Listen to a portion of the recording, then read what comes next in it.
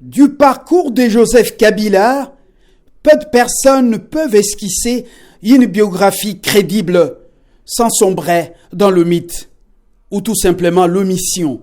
Propulsé à la tête d'un grand État au cœur de l'Afrique, un sous-continent par on ne sait quel Deus ex machina, il émerge des décombres sanglants du 16 janvier 2001, jour où Laurent Désiré Kabila, dernier vestige du lumumbisme, est arraché à la vie et au pouvoir.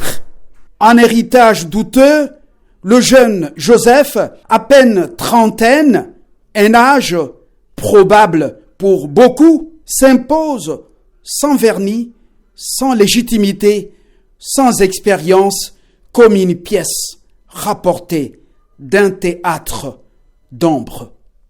18 longues années durant, son règne s'est imposé comme une chronique de l'abîme. Détournements éhontés, crimes non élucidés, répression sauvage, journalistes muselés ou exécutés, activistes réduits au silence, finances publiques siphonnées et une immobilité politique savamment entretenue comme stratégie de pouvoir. Tout cela enveloppé dans une sorte d'épaisse brume d'impunité légalisée, érigeant un État failli en caricature de république. Joseph Kabila, c'est l'allégorie du mal et en col blanc, sanctuarisé par une architecture juridique sur mesure qui a transformé le Congo en jungle institutionnelle où la loi ne protège que les prédateurs.